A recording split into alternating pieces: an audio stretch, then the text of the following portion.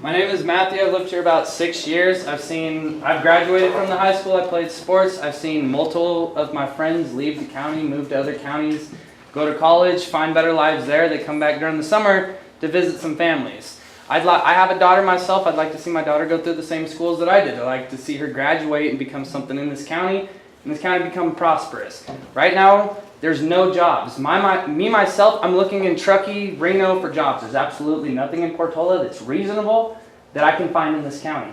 I'm getting offered $16, $18 an hour in Reno right now. I'm thinking of moving out of the county to start a life for my daughter. I really would not like that. I'd like to stay here, see her graduate from the same school as I did, be able to play sports, see some of my friends' children, see them grow up together, instead of 20 years down the road find out that their child is now making LA County a lot more money because they took their smarts down there when they were born here, and they should have kept it here due to being able to have jobs, being able to live, and be happy in this county. Right now, I love this county a lot, but I'm not happy because I can't make money to support my daughter. Cannabis has helped me majorly the last year support my life and my daughter. So, thank you. Good.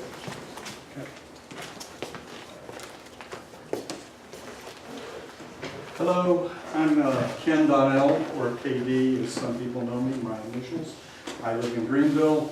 I own multiple businesses there. Musicland, the only music store in 2 counties. Come see us sometime. How would you guess I'm in the entertainment industry? I've got 45 plus years of business experience at all levels of business: retail, wholesale, manufacturing, foreign trade. Done, worked with distributors all across the world. I've taken products, I've started with the idea, gone through the whole development process, patenting, trademarking, taking the product to market, manufacturing it, having it manufactured offshore, et cetera, et cetera. I'm a serial entrepreneur.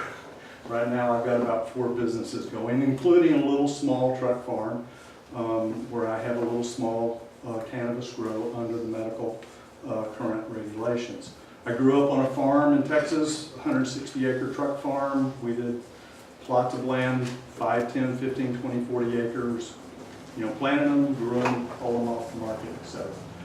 So currently I am in the process of becoming an agent for helping growers in Northern California find legal distribution markets elsewhere in California, mainly in Southern California, working through the CCIA, the California Cannabis Industry Association.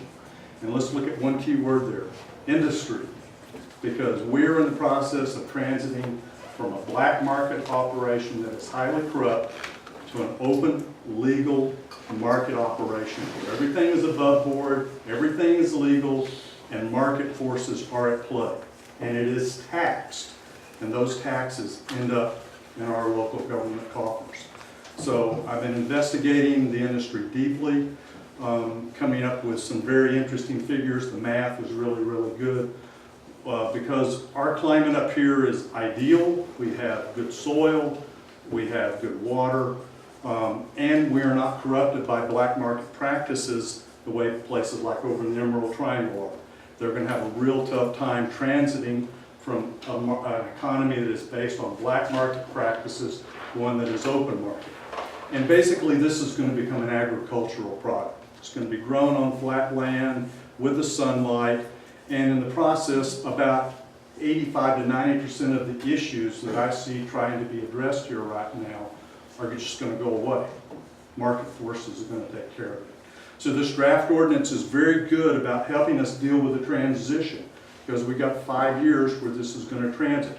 And the state regulations are doing a good job of trying to give smaller producers a chance to transition, to expand into this market. So, okay, just the math that I see right now, in 5 years we could be yielding at a 15% tax, $5 million per year for Plumas County, which would translate to a $60 million industry in Plumas County, generating over 1,000 jobs. Thank you very much.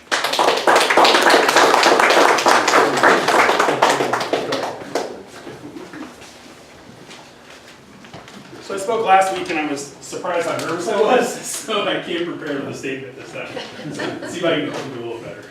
So for the record, last week I meant to say I want this industry to get out of the black market. And that's actually what this ordinance does. It's not about whether cannabis is good or bad, or if marijuana is a gateway drug. California voters already decided that prohibition is over, and basically, and we're here basically to, It's all good. basically we're here basically to decide how we're going to deal with that. Basically, so the state has already decided to treat that industry as a heavily regulated agriculture crop. They've already written the rules for the industry, or are writing the rules. And the two things that Sacramento prides itself on is regulating business and protecting the environment. So like others have said, I think a lot of the negative complaints are worked out by the state.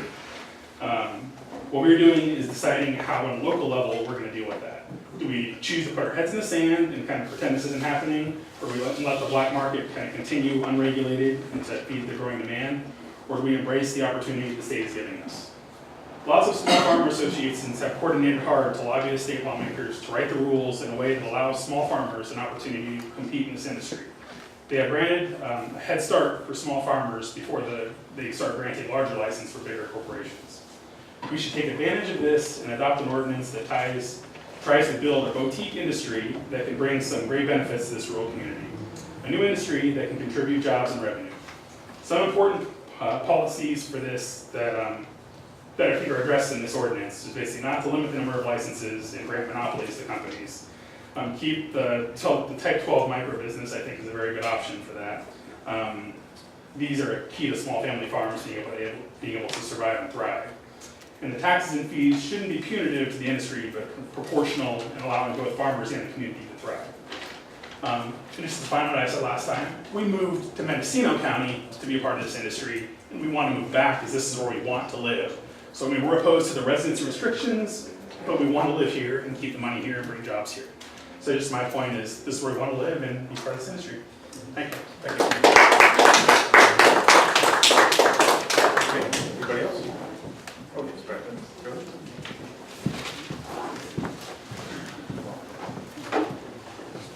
My name is Pamela Lane. Don't let the presentation fool you. I'm a grandma, I just came on a bike. Briefly, I cannot spew out anything and ride on the coattails of Harry. He's the man.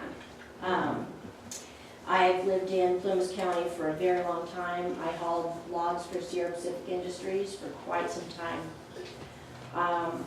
I'm retired now, and I also have a lot of injuries from working hard for a very long time, 25 years of trucking.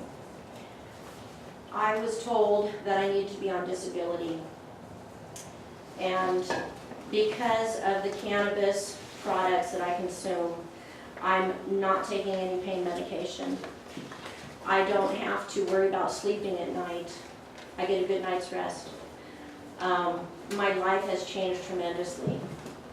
I'm here to tell you, no matter what, it's involving marketing, money, zoning, benefits for the county, which would be huge. I think that everybody needs to stop and do their homework and think about actually what we're talking about. We're talking about medicine. We're talking about living a life for a lot of people that's free from opioid addiction. And I'm not going to stand here and preach. Y'all have done your homework. You know what's going on with cannabis. You know what it's for. For thousands of years, people have used it. So I'm here to tell you, I'm not going to preach to you about the zoning and the reps and the counties and the numbers and the money. I don't give a shit about all that. I'm talking about personal healing. I'm standing here right before you sober. I'm telling y'all now, this is really important for a lot of people. That's all I have to say. Thank you.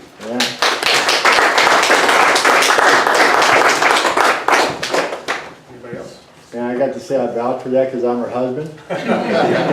And she couldn't even open up a Splenda package in the morning for a coffee. Now she can. Her hands were swollen. She couldn't do anything.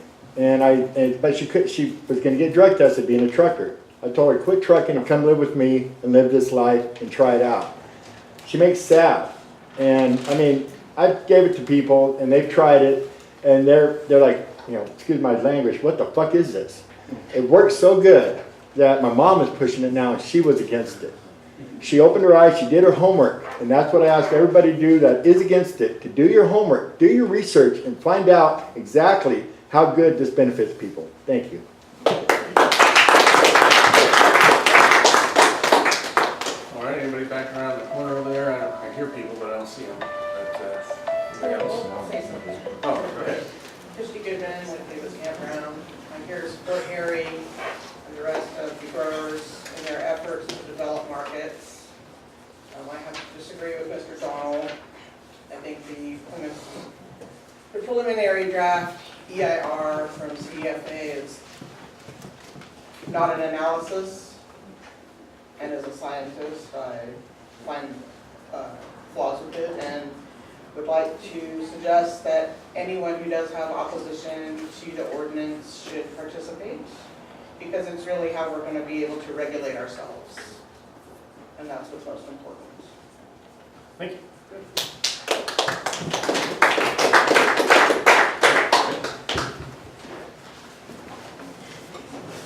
My name's Ralph Coney. I'm a 45-year resident here in Plumas County. I came to Greenville in 1967. I got involved in the cannabis group by attending as part of the public, and I was real surprised that very little of the public ever attended the meetings that the committee put on, and none of them engaged with the committee. We believe that this code, as written, is bad for Plumas County. I started a group called Neighbors for the Control of Cannabis Cultivation. I've written 3 articles in the newspaper. You may have read some. I had a big ad in the legal notice this last week in the Portola and Quincy papers. And what I'd like to do is just go over the handout that I had put in the back here. And it deals with Calaveras County, with a lot of the problems that Calaveras County has had. One of the gentlemen mentioned that. I labeled the current code option 3, just for the sake of discussion. My group supports the right to grow 6 personal plants. We have per dwelling. We have no problem and very little to say about personal use. Our main concern is commercial. Okay, we're asking the supervisors not to approve commercial section as proposed. Part of the reason we believe this is, like Randy said, we believe it's not compatible with the local neighborhoods. This code has no number or limit of the number of sales, grows, or manufacturing. It's going to be wide open. It converts our current zoning system to all commercial.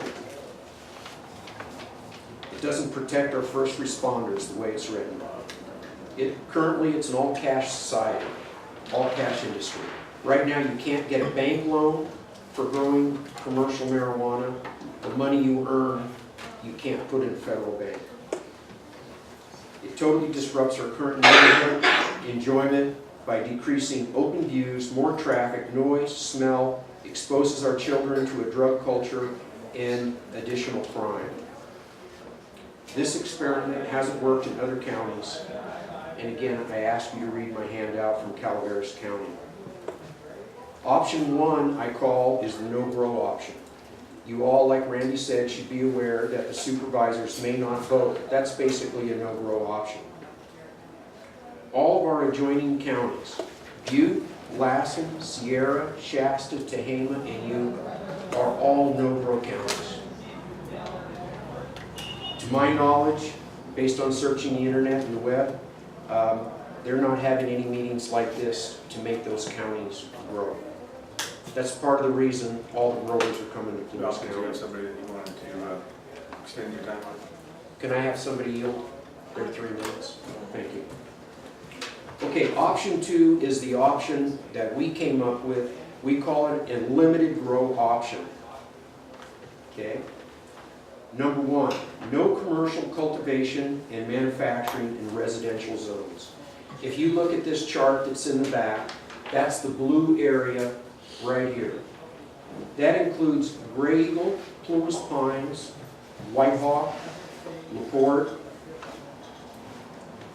All of those areas right now that I just mentioned, all the golf courses area, the ones in Chester also, theoretically, you could apply for a 2,500 square foot outdoor grow or greenhouse in those areas.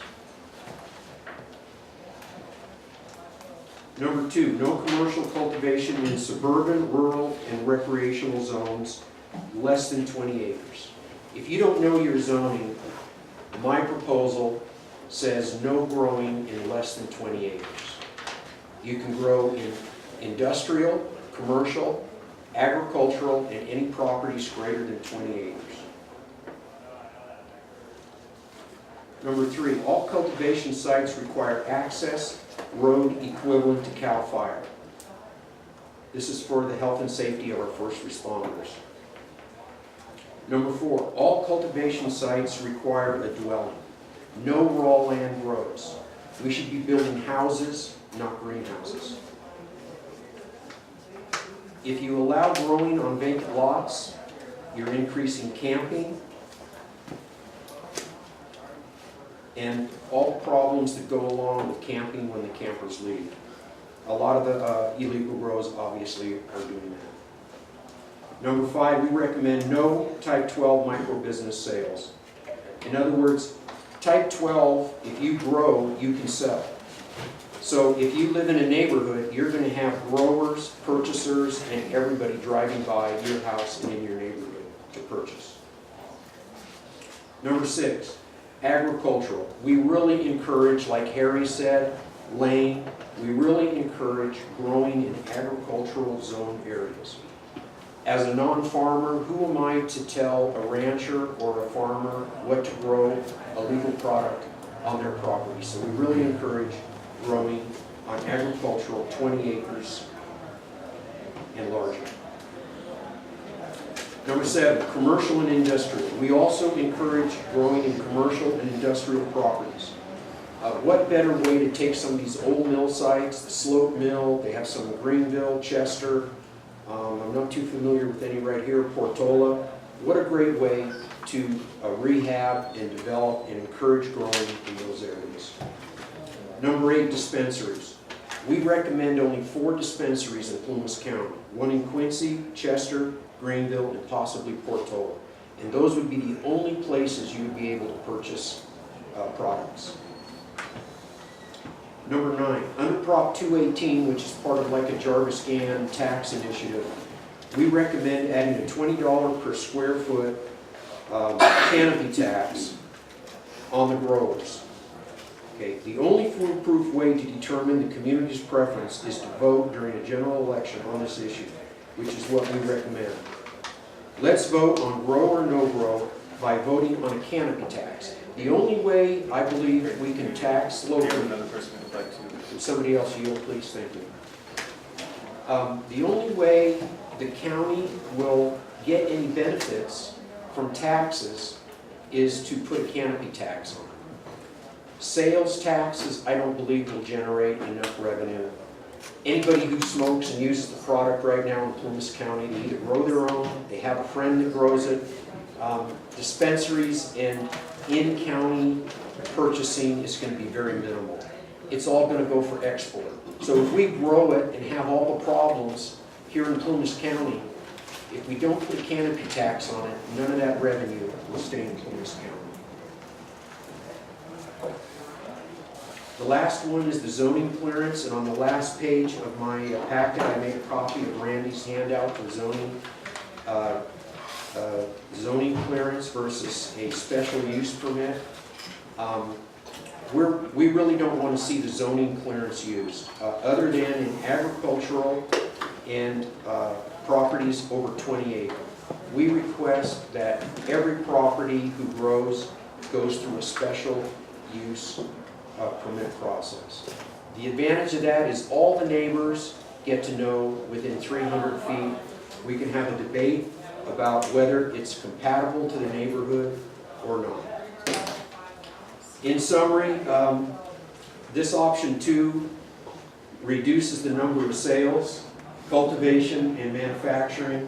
It helps protect our first responders by providing safe roads and keeps commercial sales, cultivation, and manufacturing out of our populated neighborhoods. Thank you.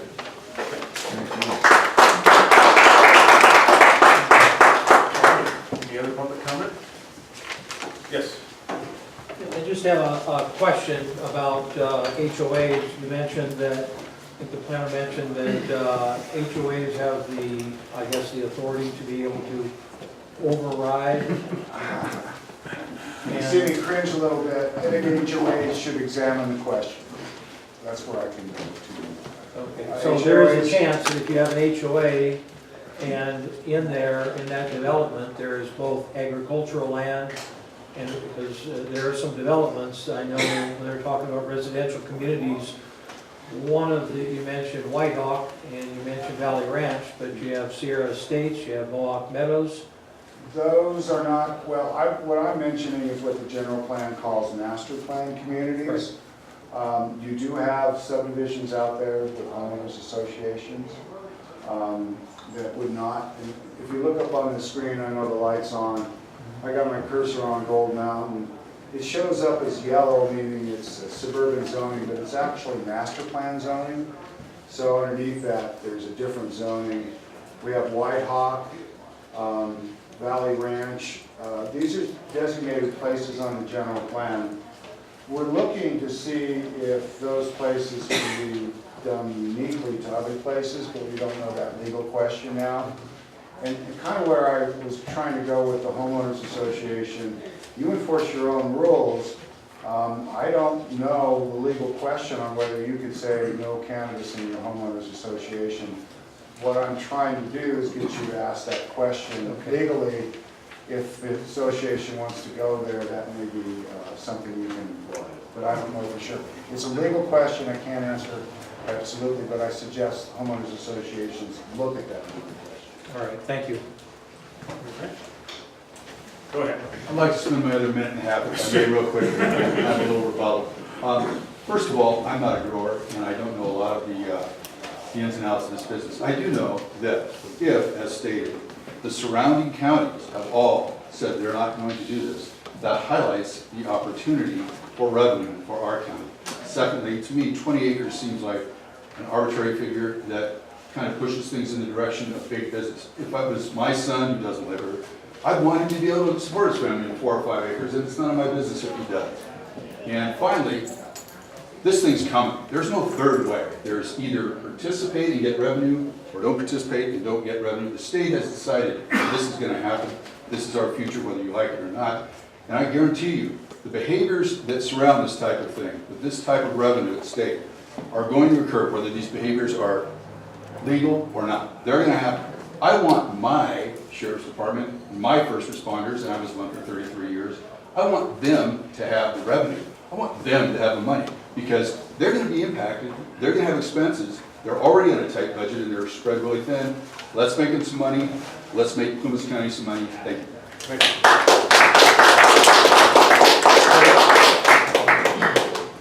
Hi, my name is Ryan Kelly. I'm the Vice President of the Columbus County Growers Coalition. I just wanted to say a few things. Columbus County is what we call a need to assist school district.